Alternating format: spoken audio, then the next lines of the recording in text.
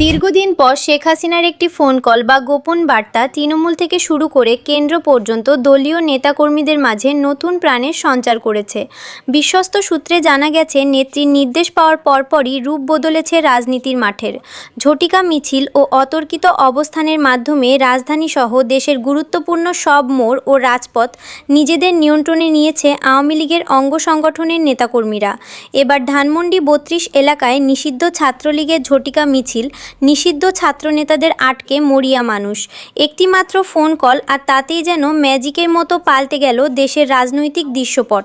আওয়ামী লীগ সভাপতি ও সাবেক প্রধানমন্ত্রী শেখ হাসিনার একটি অডিও বার্তা বা ফোন কলের পরপরই সারা দেশে রাজপথ দখলে নিয়েছে আওয়ামী লীগ ও ছাত্রলীগ। শুধু রাজপথই নয়, ঢাকা বিশ্ববিদ্যালয়ের ঢাবিসহ দেশের প্রায় সব সরকারি ও বেসরকারি বিশ্ববিদ্যালয়ের ক্যাম্পাস এখন সম্পূর্ণ ছাত্রলীগের নিয়ন্ত্রণে। শেখ হাসিনা দেশে ফেরার খবর ছড়িয়ে পড়তেই নেতাকর্মীদের মাঝে এক অভূতপূর্ব চাঞ্চল্য ও উদ্দীপনা দেখা দিয়েছে।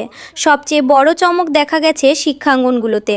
গত কয়েকদিনের থমথমে পরিস্থিতি ভেঙে হঠাৎ করেই ঢাকা বিশ্ববিদ্যালয় ক্যাম্পাসে ব্যাপক শোডাউন দিয়েছে ছাত্রলীগ।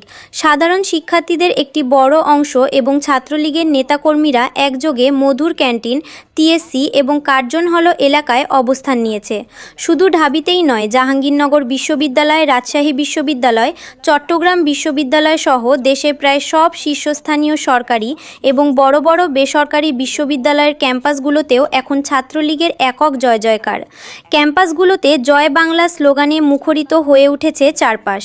এই মুহূর্তে রাজনৈতিক অঙ্গনে সবচেয়ে বড় আলোচনার বিষয়, কবে ফিরছেন শেখ হাসিনা। আওয়ামী লীগ ও ছাত্রলীগের এই আকস্মিক ও শক্তিশালী প্রত্যাবর্তনে সাধারণ মানুষের মাঝে যেমন কৌতূহল তৈরি হয়েছে, তেমনি বিরোধী শিবিরগুলোতে ছড়িয়ে পড়েছে চরম উৎকণ্ঠা। ক্যাম্পাস এবং রাজপথে যে কোনো সময়ে বড় ধরনের সংঘাতের আশঙ্কা করছেন অনেকে।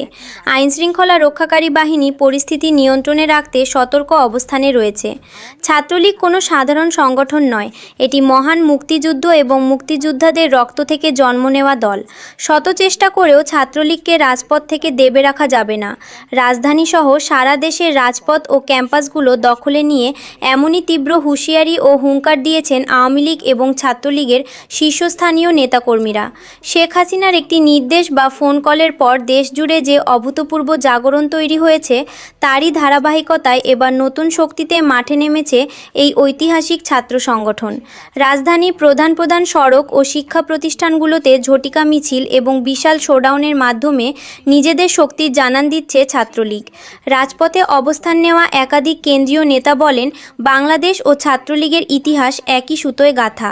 1948 সালের ভাষা আন্দোলন থেকে শুরু করে 1971 সালের মহান মুক্তিযুদ্ধ, সবখানেই নেতৃত্ব দিয়েছে ছাত্রলীগ। মুক্তিযোদ্ধাদের চেতনা আর আদর্শ নিয়ে যে দলের জন্ম, তাকে কোনো শক্তি দমাতে বা নিষিদ্ধ করে রাখতে পারবে না। রাজনৈতিক বিশ্লেষকদের মতে দলটির এই হঠাৎ জেগে ওঠার পেছনে মূল চালিকা শক্তি হিসেবে কাজ করছে আওয়ামী লীগ সভাপতি শেখ হাসিনার সাম্প্রতিক দিক নির্দেশনা। নেত্রী দেশে ফেরার গুঞ্জন এবং তার দেওয়া বিশেষ বার্তার পর থেকেই ছাত্রলীগের তৃণমূল কর্মীরা বুক চিতিয়ে রাজপথে নেমে এসেছে।